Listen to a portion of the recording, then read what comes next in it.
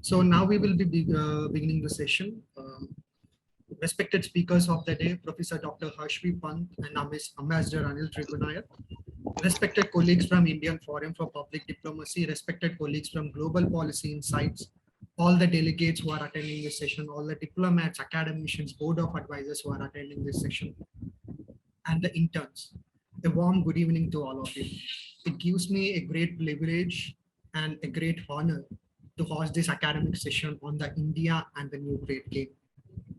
Let me start by introducing myself. My name is Stambamkadi Rohith Narayan. I'm the founder of Indian Forum for Public Diplomacy, which is a student-driven think tank that aims to promote civilian-led strategic studies in India. My research focuses on Central Asian republics and Afghanistan and Pakistan, the STAN countries. I also try to adopt the taxonomies advocated by Professor Nicholas Cull to calculate India's public diplomacy efforts abroad. And also I work on indigenous knowledge of India and its alignment with the present geopolitics, including the Gita, Mahabharata, and the Arthashastra. Let me start by introducing you to the organizers. The Indian Forum for Public Diplomacy is a think tank, student-driven, non-partisan, non-profit that aims to promote foreign policy thinking through young academia. It aims to promote civilian-led strategic studies. It aims to promote a connection between the streets and the lieutenants to pave India's way in order to become a leading power. We do research in the area of international relations, public diplomacy, strategic studies, game theory, WTO studies, and maritime studies. The Global Policy Insights, which is our knowledge partner for the event, is a multinational centrist think tank with its operations in India, US, and United Kingdom. It does research in the area of governance, policy, international trade and WTO studies, artificial intelligence and technology, strategic studies, urban development, and it is also associated with the GPODS Fellowship or the Global Policy, Diplomacy, and Sustainability Fellowship. Let me give you a short insight on the topic of today. During the 19th and the early 20th centuries, the intense competition that broke out between the British Empire and the Russian Empire for the gain of control and power in the Central Asian region was called as the Great Game by many academicians. Now, this is a very important attribute because the subsequent events will illustrate that there have been 3 wars in Afghanistan. There has been increasing terrorism in Pakistan. And now, with the gain of control by an insurgent group called Taliban, a new great game has begun in Afghanistan. And as Pant sir recently pointed out in one of his recent lectures, the game in Afghanistan is never an end game, but a game in progress. Even much before this, the Central Asian republics have gained much traction among the global geopolitical communities. Now we have seen that these are newly independent states, 1991. We have seen pan-Islamic identity, terrorism, socialist backlogs, and inflation. There are tumultuous periods in the Central Asian region during the course of these years. Also, let me point out the intense competition between China and India during the course of these years. We have a Chinese patron in Central Asian region advocating its Belt and Road Initiative, and we have a constructivist diplomacy advocated by India in the Central Asian region. Hence, Pakistan, Afghanistan, Tajikistan, Uzbekistan, Kyrgyzstan, Turkmenistan, and Kazakhstan. What is the relationship that India is sharing with these regions? What are the security dynamics that will define the geopolitics of tomorrow when it comes to these regions? How are the complex geopolitics of this global chessboard going to define India's moves in the days to come? To understand this, we have Professor Pant and Ambassador Anil Trigunayat. Professor Dr. Pant is a renowned academician and scholar in the area of international relations and strategic studies. He is often found in the editorial column of the newspaper you read. He is the author of the book that you read to pass your Union Public Service Commission examinations. He is a citation and source of research in many of your research papers. His academia has been influential in foreign policy thinking. He is presently the head of strategic studies at Observer Research Foundation and holds joint appointment with Department of Defense Studies at King's India. as a professor in international relations at King's College London. He's a non-resident fellow with the Wadhwani Chair at US-India Policy Studies at Center for Strategic and International Studies, Washington. He's a visiting faculty at IIM Bangalore, visiting fellow at Center for Advanced Study of India, University of Pennsylvania, McGill University, University of Melbourne, among others. He has authored many books, including A New Direction in India and India's Foreign Policy, Theory and Praxis, India's Nuclear Policy, the US Pivot and Indian Foreign Policy, Routledge publication on India's Defense Policy, India's Afghan model, among others. Professor Dr. Harsh, it is an absolute honor to be in conversation with you today. Let me also take the privilege of introducing you to Ambassador Anil Trigunayat. Is a former Indian foreign servant and has served missions in Bangladesh, Mongolia, US, Russia, Nigeria, Libya, Jordan, and Malta. He combines extensive experience in the area of diplomacy. In the Ministry of External Affairs, he has worked in the economic, West Asia and North Africa and Consular divisions. He also served as the Director General and Joint Secretary for Gulf and Hajj divisions. Presently, he is the president of MIICCIA, or the Millennium India International Chamber of Commerce, Industry and Agriculture. He is a non-executive chairman at the Atmanirbhar Global Chamber of Commerce, secretary of Association of Indian Diplomats, distinguished fellow at the Vivekananda International Foundation. He is a part of governing council of Rasaina House. He is part of India-Japan Foundation and advisor at BRICS Chamber of Commerce and Industry. Let me lastly introduce to Mr. Arpit Chaturvedi. He will be giving you the insight to this particular subject that we are talking about before we go to the speakers. Mr. Arpit Chaturvedi is a director and CEO of Global Policy Insight, a multinational centrist think tank, as I was pointing out, with its operations in UK, US, and India. And he is a director of Global Policy, Diplomacy, and Sustainability Fellowship Program. He's the author of his famous book, Our Egalitarian Universe, and he has served the editor-in-chief of Cornell Policy Review. He also serves as a senior expert editor of International Political Economy and Governance, Defense and Intelligence Journal in Norway. Mr. Arpit is also co-founder and chief strategy officer at Invipol International, and he combines extensive experience in the area of public policy, comparative politics, international relations, security studies. He holds an MBA from Symbiosis International University of Pune and an MPP, Masters in Public Policy from Cornell Institute of Public Affairs. Now I hand over the platform to Arpit, who will be giving a small insight before we jump into the discussion. Over to you, Arpit, sir.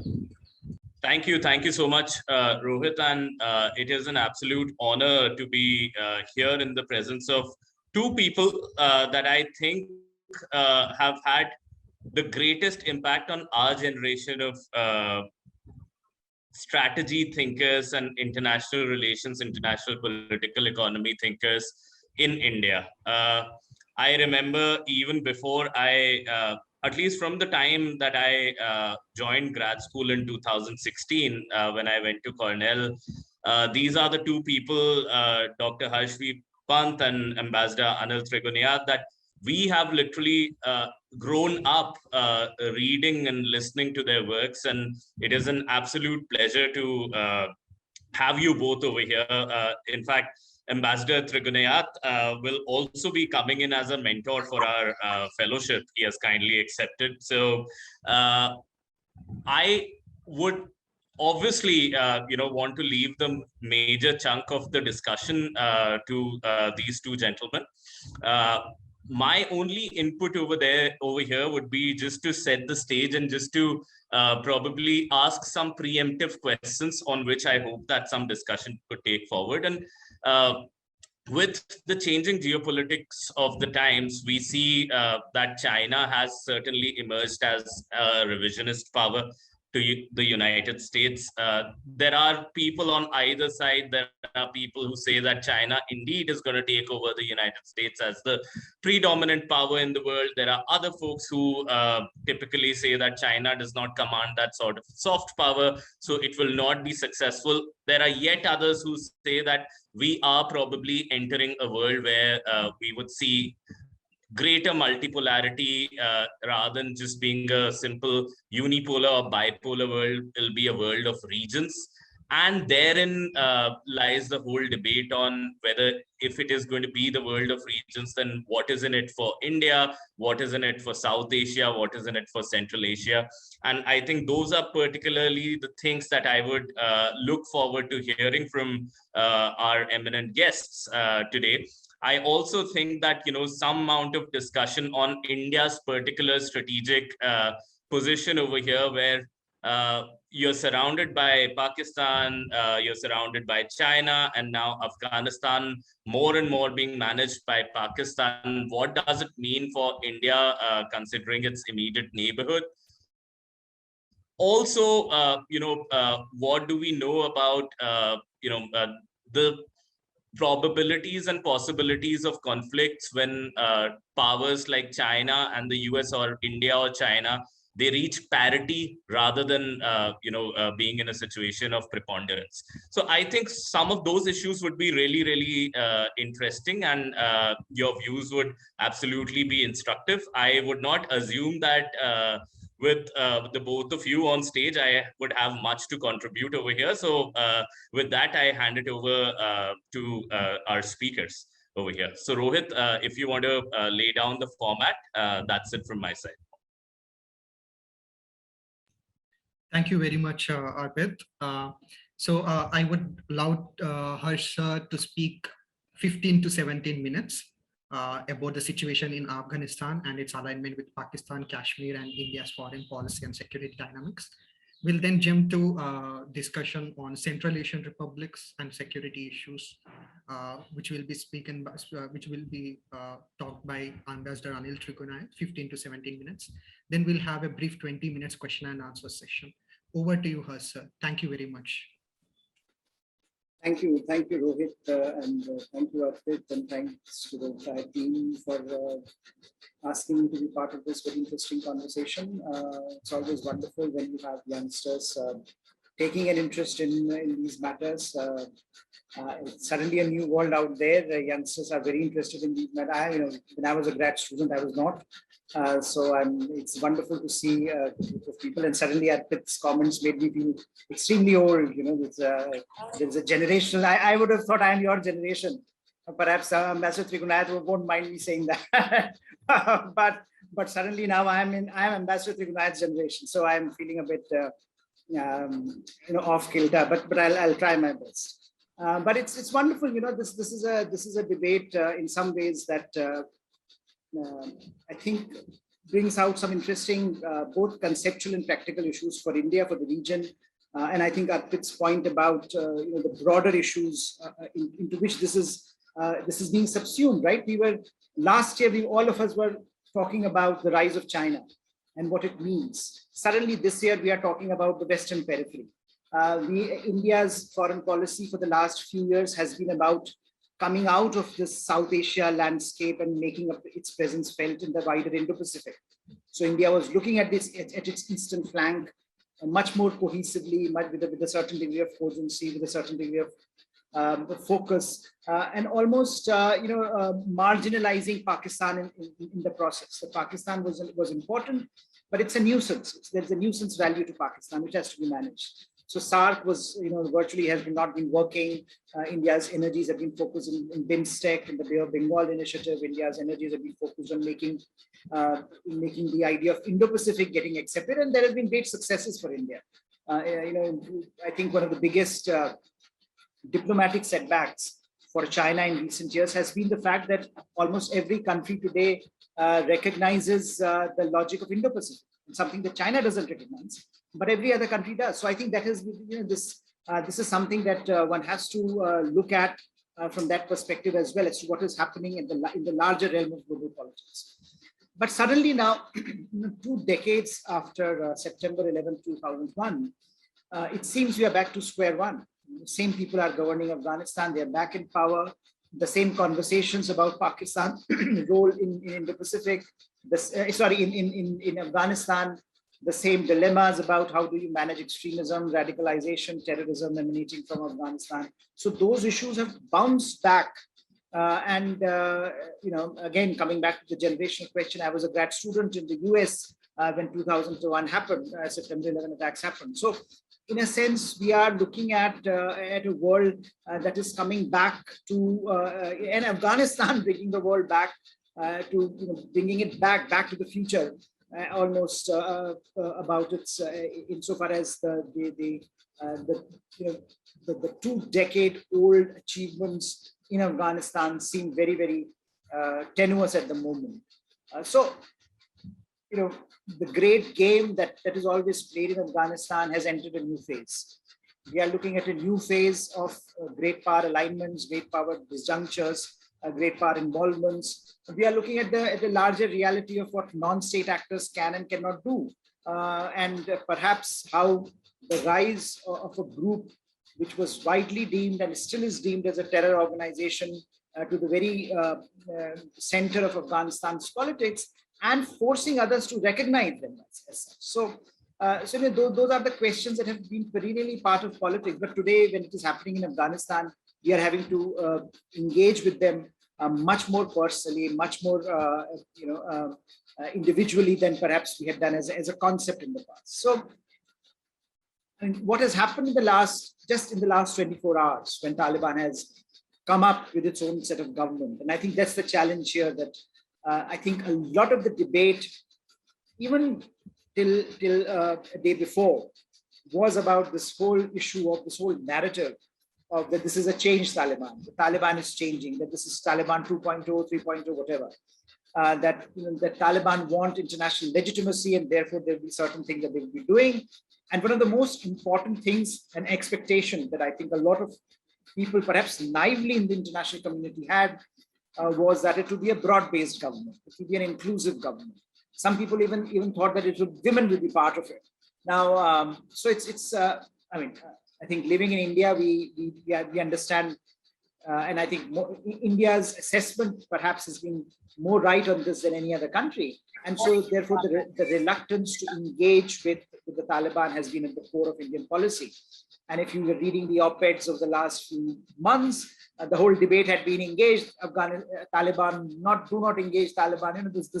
This debate got subsumed in the larger flow of events in Afghanistan. But the reality remains that Taliban have not changed. That what they are doing today on the ground, both in terms of how they have articulated a new role for themselves, a new government, as well as what they are doing to the way they are forming that government, right? If let's assume that they were interested in a government, in a broad-based government, what was the easiest thing that they could have done? They could have reached out to the Panjshir Valley fighters, and they could have said, "Well, we will give you autonomy. We will reach out to you. Let's do a political settlement." None of that happened. They went there. Pakistan used its military instrument, supported by that military instrument. The Taliban decimated the Panjshir Valley. So we have seen, for example, how Taliban has gone about excluding minorities, excluding other stakeholders, and announcing a regime that is basically an attempt to reconcile disparate factions among itself. So Taliban's factions have been reconciled, and some of the other groups like the Haqqanis have been reconciled with. But the larger reality, if you are interested in nation building, how would you go about it? Would you go about decimating the other stakeholders, or would you bring them on board? Would there be a negotiated settlement to the process, or will it be done through the barrel of the gun? I think the answers are pretty clear what Taliban want and what they're interested in. So I think that debate perhaps should end now. I think that the challenge there is that, of course, major powers even today have some short-term interests in Afghanistan. So, for example, American statement is about managing Taliban even today. Once they have concerns about some of these people because they are on their list they are on the list of the FBI, they are on the UN sanctions list. But I think that the priority being that they have to evacuate American nationals still remaining in Afghanistan. So they still are reliant on Taliban to give them that access, and they are not allowing some planes to fly from Mazar-e-Sharif. So the reality is that short-term interest still is colliding with the larger reality that Taliban are the same old. We are looking at the same old version of the Taliban, and we have to now reconcile to the fact that whether we like it or not, they have won a military victory, and military victory has political consequences. When you win in the military battlefield, it has political consequences, and that's what we are witnessing. Taliban has won. They have won it hands down, and they have no interest in a negotiated settlement. They want all the spoils of war for themselves, and that's what we are encountering today.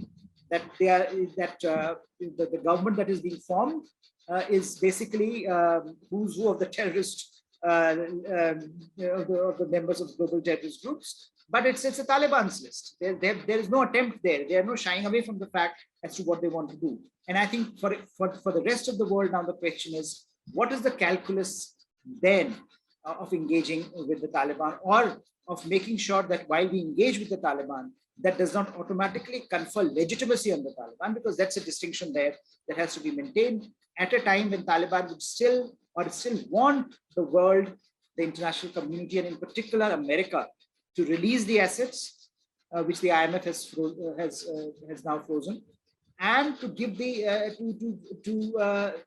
once again release the flow of aid to Afghanistan. So I think we are looking at these conundrum which the world is facing, because there is a humanitarian catastrophe that is emerging. The regional powers have their own interests, and the Taliban is having to negotiate that, and the world is having to negotiate, and major powers are having to negotiate.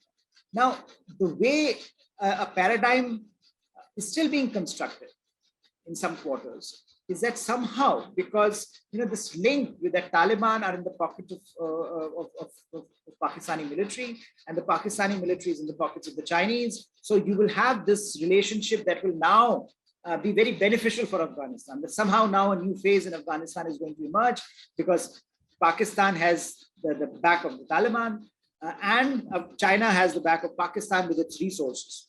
Now, again, I think it's not entirely clear that Taliban is giving the world a governance agenda, right? So at the moment, whatever we have seen, we have not seen Taliban engaged in the process of nation building.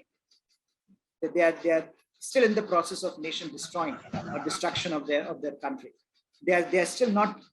There's no template for governance, and so to believe that from a coalition of terror groups to a coalition of political visionaries, that transition is going to happen in such a short span of time in the Taliban, with the help of Pakistan, and somehow China is going to bankroll that, is also something that needs to be questioned. And I think that needs also a certain degree of assessment, because whatever we know of China so far, that they do not invest where they do not get returns, and the ability to subsume those sunk costs is also relatively limited. And we know the blowback effect in Pakistan that China is facing on a number of its projects, where they are being targeted by various radical groups. So I think that equation is also likely to change in the context of what many, I think, are anticipating might happen or may not happen. Then the question of Russia. I will leave Central Asia to Ambassador Trigunayat, but I think briefly on Russia, because Russian National Security Advisor is in India, and the idea that that I think many in Russia, at least initially, also had, was that this is primarily a quid pro quo. That for Russia, this is a question of telling the Taliban that, look, please don't enter Central Asia. This is our backyard, but you can do whatever you want within your own territory. And that's a calculus that China has also followed when it comes to Xinjiang, that please don't export your ideology to Xinjiang. You are, do whatever you want. I think that calculation is also undergoing a change, because what we are hearing from Russia is slightly a note that is more discordant now than it was, say, 15 days back. And I think the assumption, and we have two important visits, CIA chief and Russian National Security Advisor in India. I think both of these visits are important in their own right, because there seems to be now an assessment that India's assessment of Afghanistan has perhaps been more on the mark than, say, some of their own assessments, because a lot of their assessments was very, very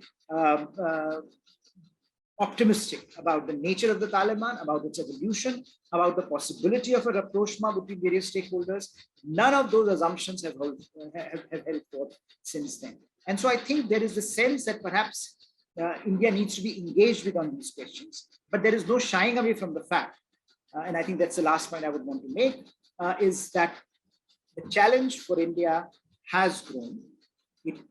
There is no shying away from the fact that this is not being looked as throughout the world, in the world of the jihadist networks, as a victory of a great nationalist movement. This is a victory of a certain ideology. This is a victory of a certain kind of Islamist extremism that is now being looked at as something that has now a territory, a base, and therefore this is a great morale boosting exercise for a lot of these groups. So India has been a target in the past, and it's likelihood it will be a target in the future as well. That doesn't mean that it will be a India will undergo similar transition that happened in the 1990s. India of 2021 is a very different entity, and I don't think we should feel underconfident about it. I don't think there is any need for feeling highly insecure, but I think there is a need for realistic appraisal of the challenges that may come with the changing ground realities in the region. And one of them, of course, is this idea, this sense of great jubilation, great victory in the extremist, among the extremist networks around the world. And also the fact that this can be targeted to Jammu and Kashmir, which has been an underbelly for India. Finally, I think geopolitically, this also adds another layer to the Sino-Pak equation, that you now have Taliban in Afghanistan, and for 2 decades, India had a friendly government in Afghanistan, a government where India was able to engage with it on a range of issues, with a government that India invested in developing capacities for the people of Afghanistan. I think for a while at least, we will see that change happening. And that change with a new government, with a new establishment, with a new political order in Afghanistan will have consequences for India's geopolitical realities in different ways. Some of it can be this discussion of BRI. Some of it can be this discussion of whether this again gives Pakistan greater, as Pakistanis have often talked about, strategic depth vis-a-vis India, whether this allows Pakistan to shift all the terror bases to Afghanistan, and so on and so forth. So, but there is no shying away from the fact that the regional equations have changed post the emergence of Afghanistan. It doesn't mean that India should be on back foot. It doesn't mean that India is more vulnerable than it was in 1990s. It just means that is what it is. And if we understand, if we look it in the eyes, I think the reality is that we can tackle it much more effectively. I would end there, and I would just mention that, of course, Central Asia plays a very important role in this whole calculus, and I think Ambassador Trigunayat will be talking about that amongst other things. Rohith, over to you. Thank you very much, sir. Thank you. You've been pointing out a very valid and very host of dynamics, the plethora of issues that you have brought into picture. And I'm pretty sure a lot of audience will be having a lot of questions. We'll take that later. Ambassador Trigunayat, sir, over to you, sir.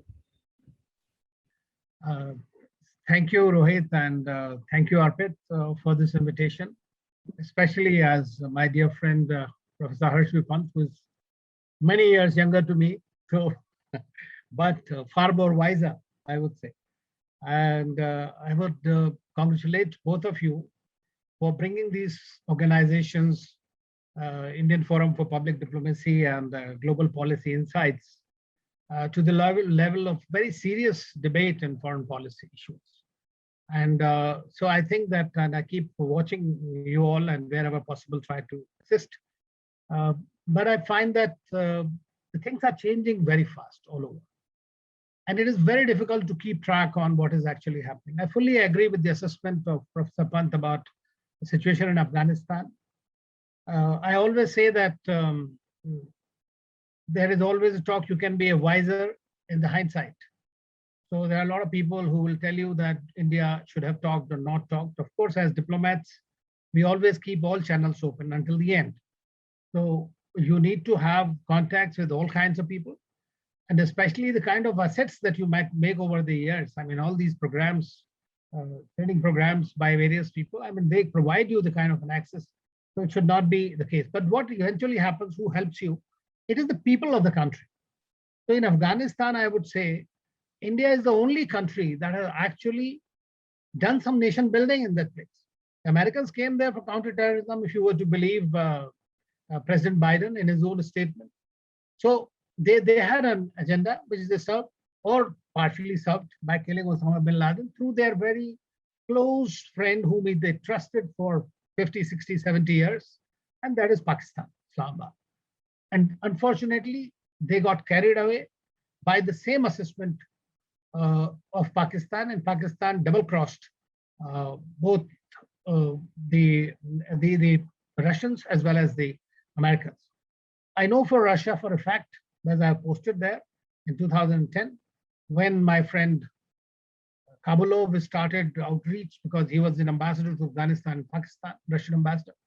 And he used to tell me that, it is because of situation in Afghanistan that we don't want anybody, Americans, to completely go there, and you guys have no context, so we are going through Pakistan. Now, as Professor Pant also said about nuisance value of Pakistan, and I also maintain that this is something we need to study in the foreign policy, that Pakistan has this innate capability of encashing its nuisance value to its advantage in any strategic domain. Today, it is one country. In the last 1 week, you have had the foreign ministers of all European countries lining up in Islamabad. You have had the Americans eating out their palm. The Chinese are backing them. The Russians are booing them. Now, that shows it. I mean, we know what they are. They are the terrorist country and everything, and everybody knows it. And tomorrow is the 20th anniversary of 9/11. And we know that how it is that at this time, everybody has focused on everything else. And I don't consider Taliban a worse evil than Pakistan. And they have actually allowed enabling of Taliban, and they have allowed enabling of Pakistan and continuing of that. So that is the thing, because of which we are seeing whatever is happening. But anyway, coming back to Central Asia, I would like to, I was reading somewhere a very interesting assessment and the point made by Minister Jaishankar, and that is the crux of the problem in Central Asia today. It is actually, if you know the BRICS, which is also tomorrow, Prime Minister will be chairing the meeting of the BRICS summit. It came into being because the world, especially Russia, India, China, wanted to challenge the dominance of the US in the early years of the century, right?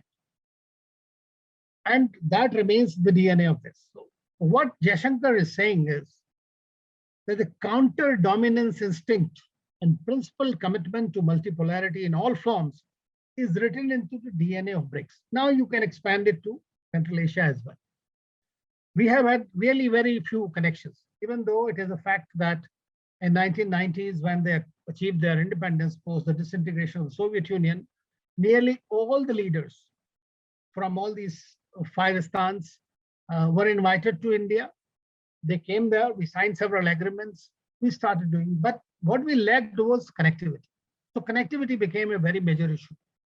On the other hand, with a country like Tajikistan, which is also bordering Afghanistan, along with Turkmenistan and Uzbekistan and Iran, we were able to, with the help of the Russians, establish some kind of defense posturing much before. It has not been fully utilized.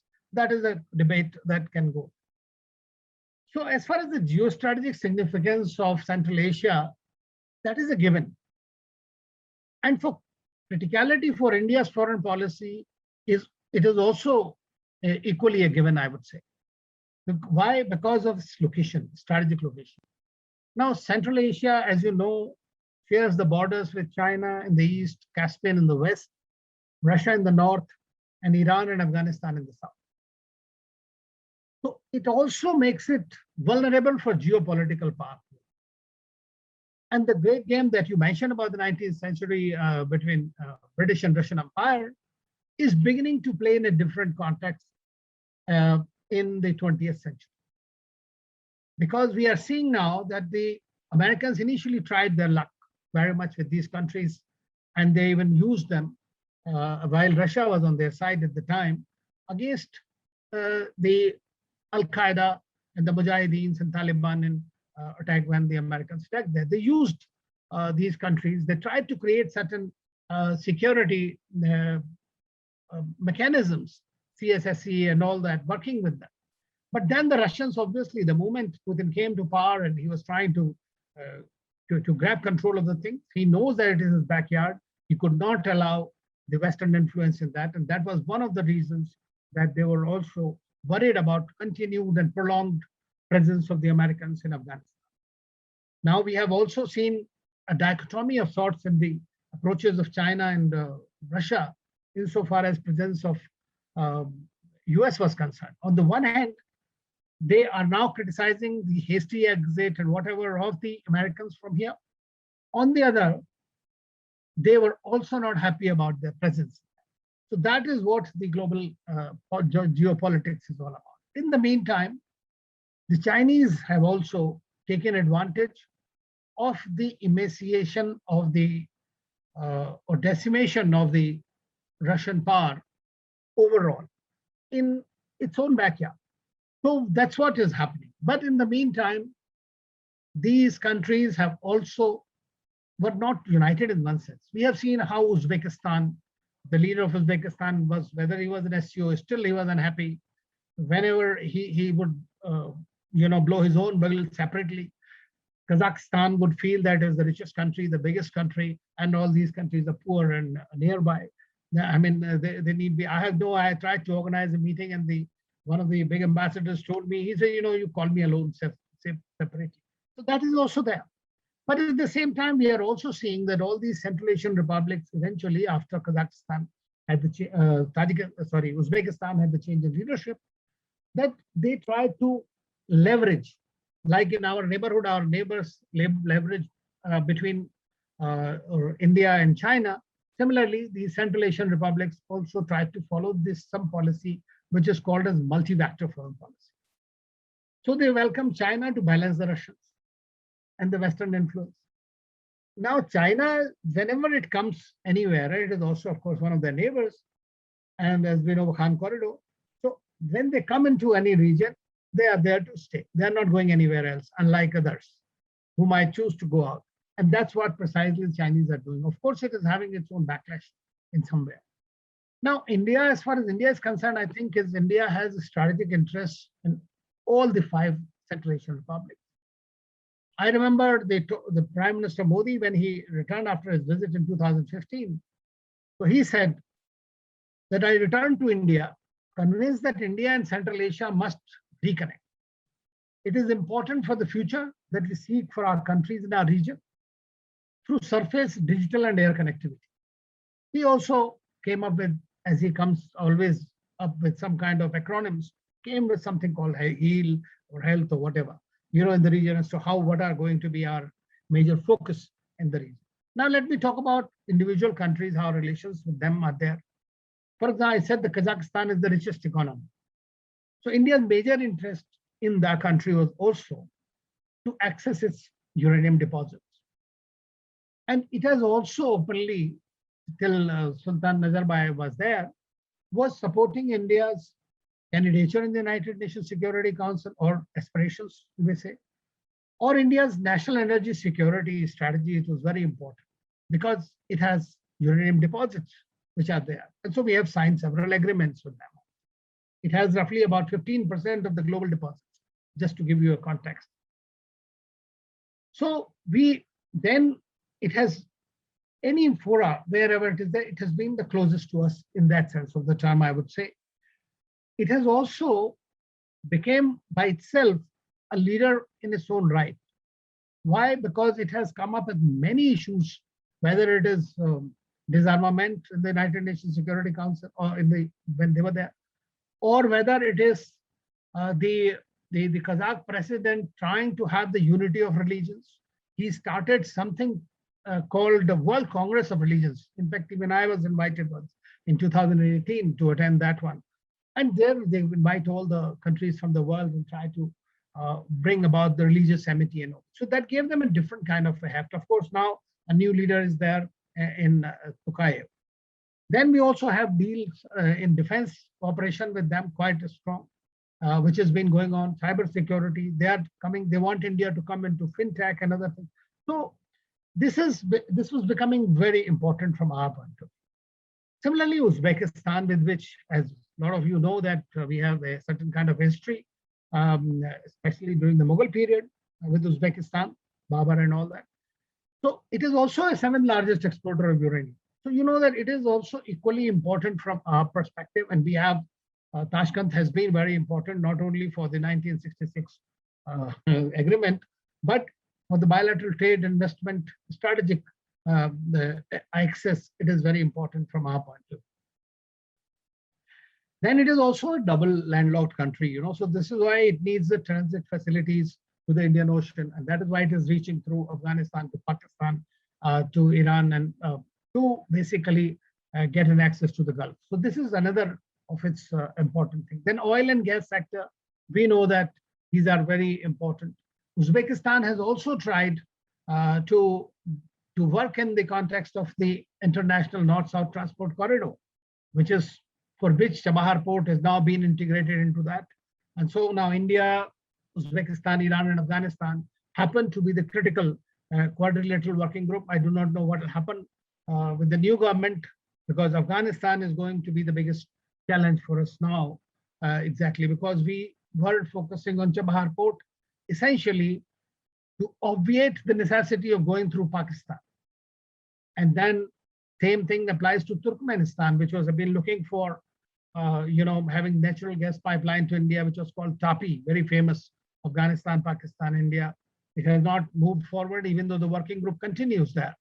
And it has one of the richest deposits there. So from our point of view, Turkmenistan is also very, very important. So we consider that as far as national energy security strategy is concerned, but then the middle countries are so unstable and unreliable that it is, I don't know how it's going to play out eventually. Now, Kyrgyzstan, we have very few, small level of relations, but the country is rich in coal, gold, uranium, and other minerals and metal deposits. So there we are looking at, similarly, it also has a lot of hydroelectric capacity like Tajikistan. And so I think that that's where it is important for us to work, and also in the Eurasian context, of which we are trying to work on a free trade agreement, which is led by the Russians. So this is how India is working closely with most of these countries. And I mentioned about our base. We had developed a base called Aini, which was in Tajikistan, and which has now this time been used for evacuation of various Indians and other foreigners through that. So India is basically trying to promote the stability in the region. The countries in the region want India to come there and try to balance it somehow, the outreach of Pakistan and that of China, along with Russia.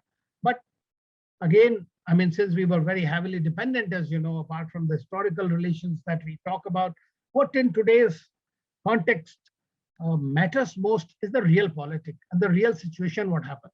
The goodwill is there, tremendous goodwill for India is there. And I have myself visited several of these countries. So I know that they look forward to India, whether it is in the context of the SCO or in the bilateral context or in their own Central Asian context, with which we have developed institutional mechanisms now, and we keep doing all kinds of meetings. But then the things are changing also in these countries, as we know. And the recently there was a meeting which was SCO, and another SCO meeting is due now. They were going to discuss Afghanistan just in that one. And in that meeting, Uzbekistan, US, Afghanistan, and Pakistan signed a quadrilateral agreement. Then on the other hand, Uzbekistan has also signed something with Pakistan and Afghanistan separately with China. And Tajikistan is also involved in that. So we are looking at these countries are trying to find ways to exit some kind of hegemony that might prevail by one actor, because by themselves they're unable to field the problems that are facing them. Now, from India's perspective, we do have goodwill. We have several projects which are going on there, and we talk with the Chinese and with the Russians. But our relations with China are, in my view, no longer within the context of competition and cooperation. They are also becoming increasingly conflictual, although we are trying very hard to work with them to keep the real flare up within the parameters of some kind of a dialogue.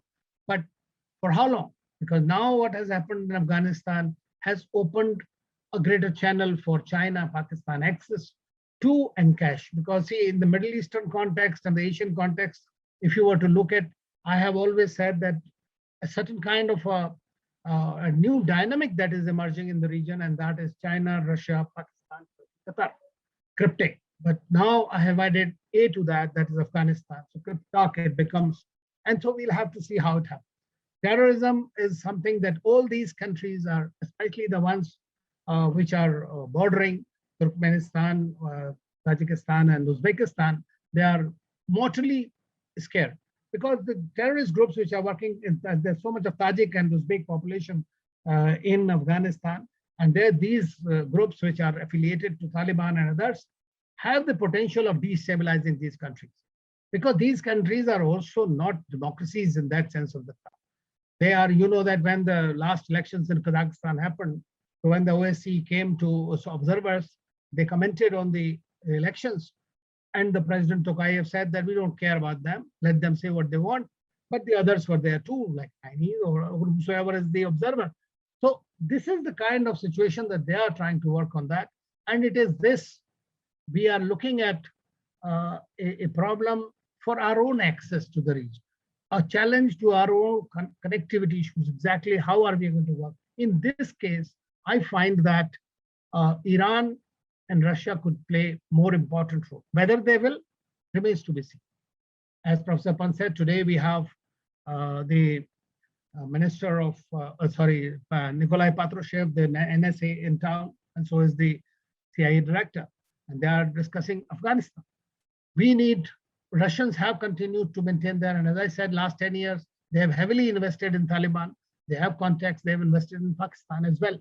So they will continue to utilize it, but to what extent will they be able to help us? Because this time we have seen that Northern Alliance, which used to be there or is shadow now with the son of Ahmad Massoud, we don't find that finding any traction anywhere else. Of course, it might find traction in case the problem at the grassroots level increases. Now the women are protesting, the people are protesting, and if there is an economic throttling of Afghanistan, then we might see a lot of issues that will happen, which might have a problem and some kind of scope for other countries to help. But today I don't see any reason, because we may agree or disagree on the nuance or semantics of whether the Taliban is recognized or not, but they are a reality. And the fact that all the major countries are talking to them is providing them legitimacy de facto. So Taliban today is far more emboldened, having defeated or bringing about two bodies into the graveyard of empires of the Soviets and the Americans. One does not know whether China will add to the third. I'll stop here and will be very happy to answer. Thank you very much, Major Trigunayat. And this brings us to a very important note, which was actually pointed out in Jaishankar sir's book that is India Aspect. If we like the directions of event or not, that is not going to make it real. And the realities of Afghanistan are today, very much real, and the geopolitics have to be very much managed. So we'll enter into the question and answer session. Let me direct a question to both the speakers. So with the rise of Taliban, there is a possibility that this is going to be a new era of terrorism. And it's very unfortunate that this has happened just after the ISIS has fallen, the Al-Qaeda has lost its cause, and even after the abrogation of Article 370, the Jaish and Lashkar has also almost lost their cause. So did US open doors to new era of terrorism by doing this? And let me just forward my question by also asking, in the history of terrorism, we have seen so much indifference, so much falsity on bargains. And because we have also seen some countries have represented the interests of the perpetrator of terrorism within their own foreign policy establishments and were ready to damage India's. Because of this conflict of interest, we have seen a lot of examples. We have seen the David Headley, we have seen BBC publishing that India is part of the Muttahida Qawmi movement of Pakistan. And this happens soon after MI6 has brokered an agreement with Afghanistan intelligence. So in this context, if we are going to see a new era of terrorism again, is there going to be more cooperation or more contestation, more convergence or more divergence in our fight against international terrorism? I would like Ambassador Trigunayat to answer first, and Harsh sir, please next. Thank you. Well, unfortunately, although it's the 20th anniversary of this 9/11 happening tomorrow, I have no hope of an international cooperation happening on terrorism. You will see a large number of statements in everywhere, in every bilateral or trilateral, multilateral, plurilateral. You will see them issuing a statement, fight against terrorism, but there is really nothing. Why? Because see, when 9/11 happened, before that, 20, 30 years before, we were crying to the world that India is suffering from terrorism. So yet nobody bothered. It's only 9/11 when it happened that the world started to think, yes, terrorism is very much there. And I remember at that time, Russia was also, I was in Moscow. Russia was also fighting in Chechnya, but they have their own way of fighting the terrorism or the dissent. So what we are seeing, I have not seen a change, and since my area of interest is Middle East, immediately after Afghanistan in 2001, where President Bush came to smoke them out, to what President Biden says to hunt them down, they went to 2003 in Iraq. And the invasion of Iraq was the biggest disaster. And all the biggest terrorist groups have been created. I have seen the Western countries bringing in Al-Qaeda, bringing in people from Afghanistan, these fighters, into Libya to dislodge Gaddafi. And then these fighters were taken to Syria. So they are working in tandem with them. Or half of the people who are today selected in the cabinet of this Akhund, they are all terrorists, designated terrorists. They have been living in Guantanamo Bay. Abu Bakr Baghdadi was in the Guantanamo Bay and he was allowed to preach, and then they said he's harmless, so he was released. Now, where is the question? When we say, and forget about everything else, every country, as I said, is dealing with Pakistan, which is the haven of terrorism, whose stated policy is using cross-border terrorism to dislodge Afghanistan earlier and India forever. China, how do you work with them? Chinese, Masood Azhar's case, 5 times they put the technical hold. Now, the fact remains is the same guy who was in 99 there in Afghanistan. So it's a syndicate. Today, non-state actors have become far more stronger than the state actors. And I would say the conclusion is that if the Americans after 20 years could not defeat Taliban and had to make a hasty exit, that shows that how strong these groups have become in this. So unless there is a global effort and concerted effort and honest effort, so to say. India has put in place a comprehensive convention on international terrorism for now nearly 20 years. No country agrees because you believe in good Taliban, bad Taliban. You believe in good terrorism, bad terrorism. You justify it. So I have really no faith. India has to strengthen itself. It has to work against radicalization. It has to fight its own battles and not really, okay, anybody else helps you is fine with intelligence and whatever it is, but it's your own battle. Thank you, sir. Harsh sir, over to you.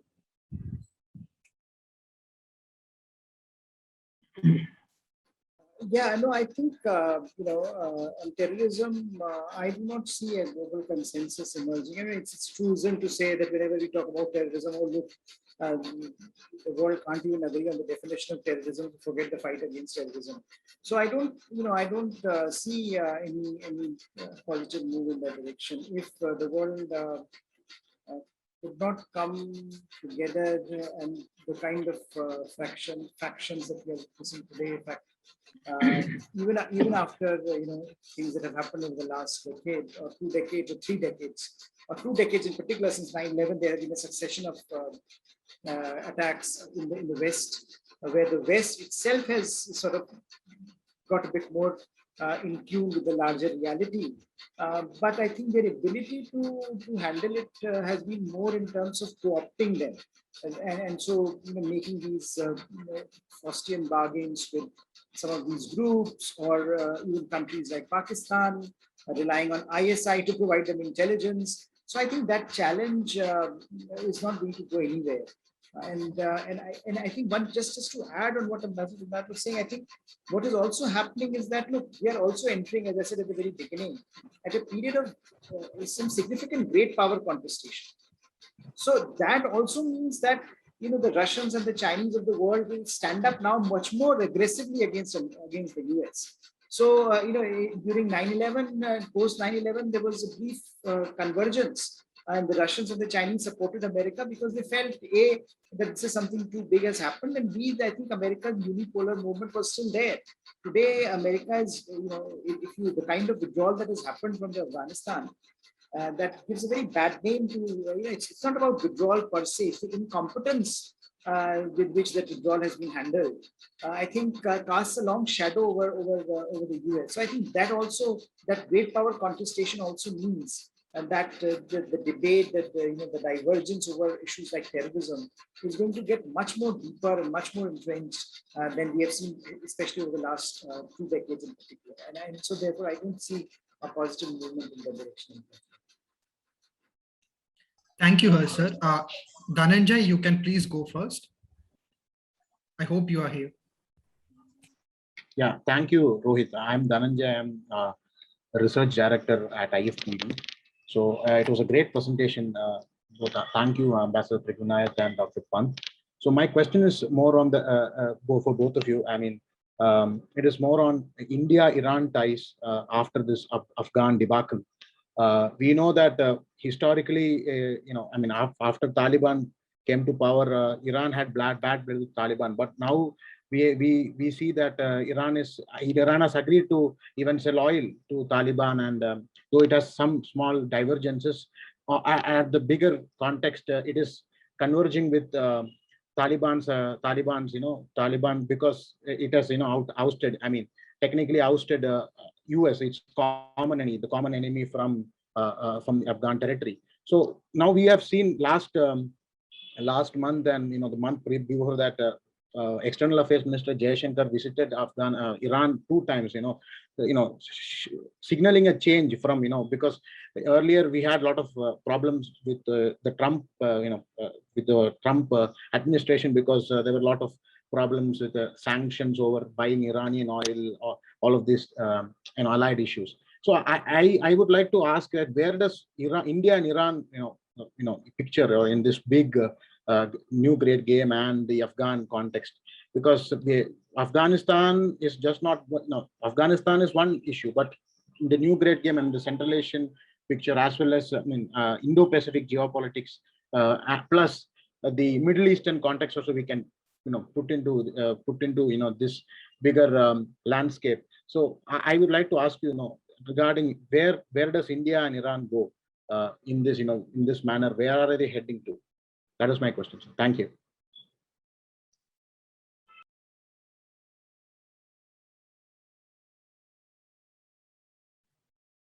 Professor Pant, would you like to take it?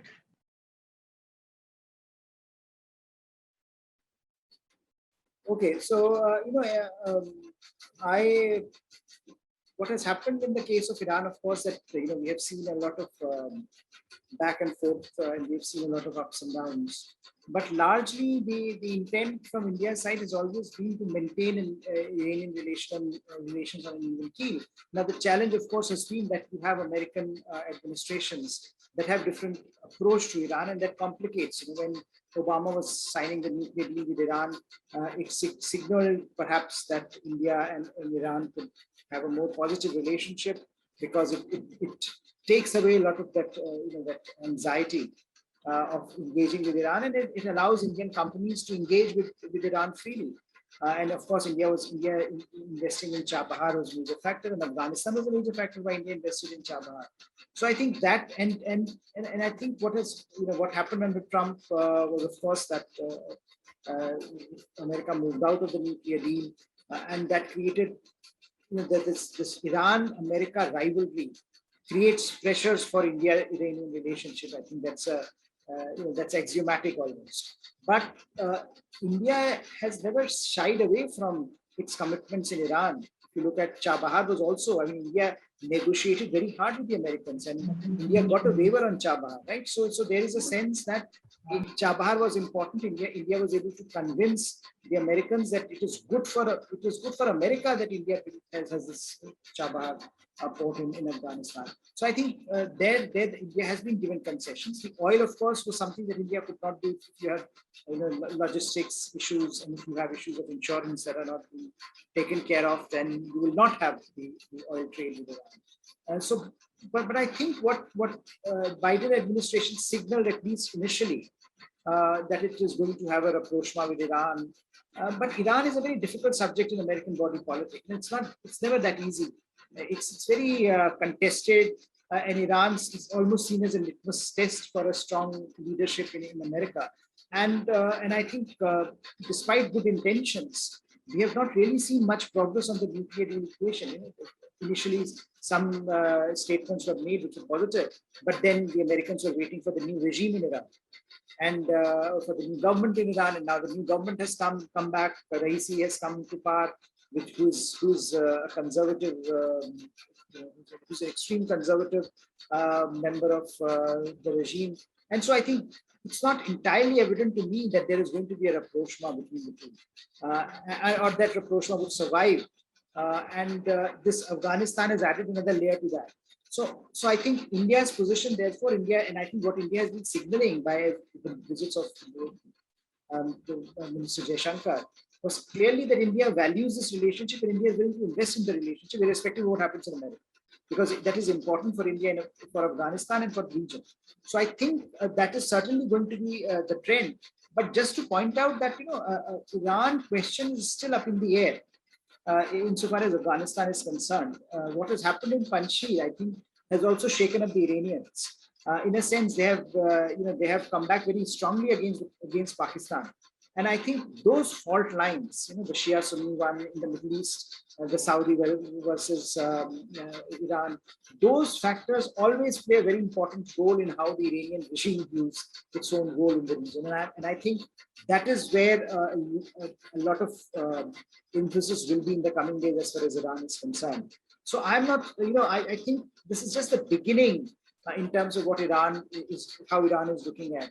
I don't think they have made up their minds on Taliban. I don't think they have a clear sense of where they want to go with it, much like most of Afghanistan's neighbors. But in this particular case, also because, again, initially, I think there was a lot of optimism that the Taliban may co-opt various stakeholders, including the minorities. And the way Taliban has gone about doing its business, especially the bloodbath in Panjshir, and the way they have taken it through the barrel of the gun, I think has further reinforced this perception that that is unlikely to happen. And I think that puts pressure, that puts Iran under pressure, because Iran cannot give up its identity as a nation, right? So that the religious identity will have, and the ethnic identity will have to be reflected in its foreign policy. That had been the goal of Iranian foreign policy for decades. So I think it can't disappear overnight, and I think that will continue to shape its outreach to Afghanistan.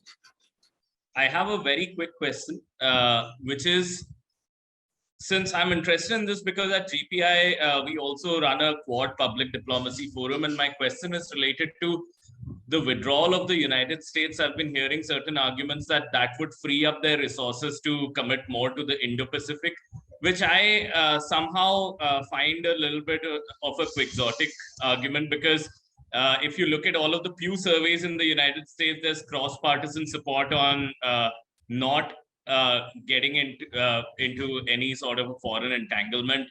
not militarily, not even financially. So I doubt personally as to how the United States will commit more to the Indo-Pacific because it's freed up from over here. I just want to get your views on this. Well, it's Indo-Pacific strategy is very much there, and it is not directly related to withdrawal from Afghanistan. In my view, Afghanistan is like, it started off during Obama's time. I mean, it's not now. And then Trump carried on, and then Biden has affected it. The reason is it is a forever war. It is a war which was really draining them out. It was yielding no results for them. So they had to get out of it. I mean, even if not now, maybe next year.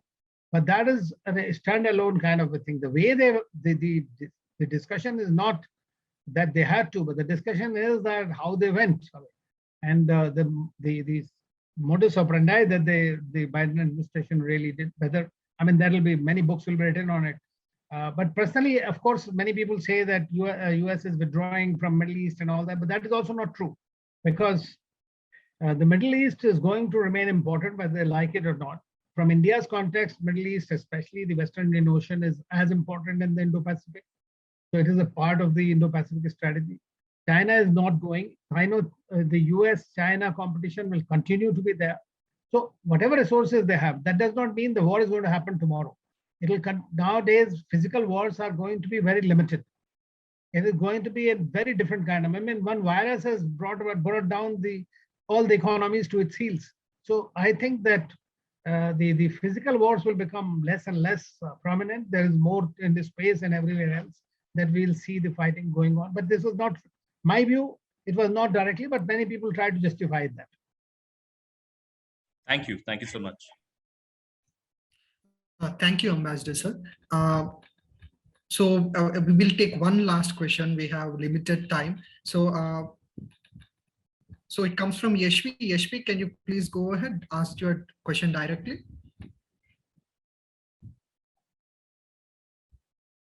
Yes. So good evening to all the guests present. My question is to both the guests. So how would Taliban's rule affect India's investments in Afghanistan, and how can India thus ensure the continuation of some of its projects? Well, firstly, I must say that I was about to say that Rohith is trying to follow the Taliban rule. No women are being allowed to ask questions, but I'm glad you did.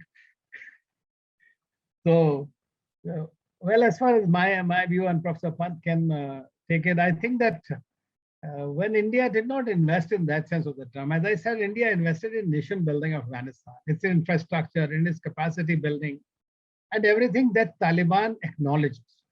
And you must remember that all these projects were across the country in 34 provinces. They were not located in Kabul or one place. So Taliban has been present all these 20 years in different parts of the country and has seen India's progress that has been made there. And that's what they said, that we would like India to come back and finish those projects and continue to work together. They're looking for air corridor to be opened. They are looking for more trade. So hopefully when the situation stabilizes and we find that we can work there, then why not? I mean, in fact, they even asked us not to vacate our embassy, and Stanik Zai directly told the Indians that please stay there, like the Russians and Chinese are being protected, we'll do that, but we could not trust with the kind of things that are happening, especially not from, and I want to tell you once again, this is my personal feeling, maybe I'm totally wrong, time will only tell. India has nothing really to fear from Taliban per se, because Taliban is not looking to expand its ideology or its physical presence anywhere outside Afghanistan. Whereas we have to fear Al-Qaeda, we have to fear ISIS, we have to fear the Pakistan-based groups which are operating in Afghanistan. And if Taliban is not able to handle them, then there is a problem for us, because their sole agenda is, like Haqqani network today controls Taliban. And Haqqani network was involved with ISI in an attack on our own embassy. So we have to be worried about that. So that's the thing. And how are we going to protect? You really cannot protect. It's just the time will tell. If your relations become better, you go back there. But it's only a fool who will go to blow up the Salma Dam, or for that matter, a parliament building. Thank you, sir. Dr. Pant, do you want to add something? No, not really. I just would say that, by and large, it is simply a question of, what, how does Taliban evolve over the next few months and years? Because that's what many countries are looking to figure out. And in India, certainly, if Taliban is able to provide a governance agenda for Afghanistan, eventually there are enough fault lines between Taliban, between Afghanistan and Pakistan, for example, right? So there is no problem as far as India is concerned. The question is whether they will have the autonomy to make those decisions, whether they will be able to develop that autonomy or capacity, and whether that would allow that space for India to work with them. At the moment, whatever India has invested, it is there for everyone to use, as a Master Trigunayat pointed out. It is for Afghanistan to make the most of it. But if they are not able to do it, then it is, I think, unfortunate from the point of view of Afghanistan, not from the point of view of India as such, because India was doing it as a gesture of goodwill. But I think largely the broader question is whether Taliban can emerge as a credible actor in the larger developmental journey of Afghanistan. So, which is, I think, the critical point here. Which, if they are able to do it, then why wouldn't India engage with any actor who's part of your neighborhood and who's trying to govern according to certain principles? Now, those principles may be disagreeable to you, some of them, but we have so many neighbors, where we disagree with a lot of the things that they do.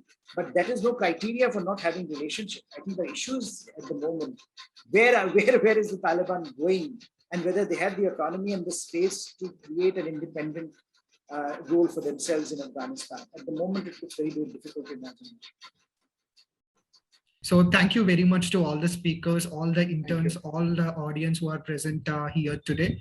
And my vote of thanks will definitely go to my entire team, especially our internship coordinator, Rohith, who has taken immense efforts to bring this initiative forward. I also thank my research director, Dhananjay, and managing director, Srijita, and my entire team for bringing this initiative forward. I thank my knowledge partner Global Policy Insights, who has taken a very responsive action when I said we are going to call her Sir and Ambassador Trigunayat to talk on the new grade game. So by this, we come to the end of this session. Thank you each and everyone for joining us, and we look forward to more interesting sessions like this. Mera Bharat Mahan, Jai Hind. Jai Hind. Thank you very much.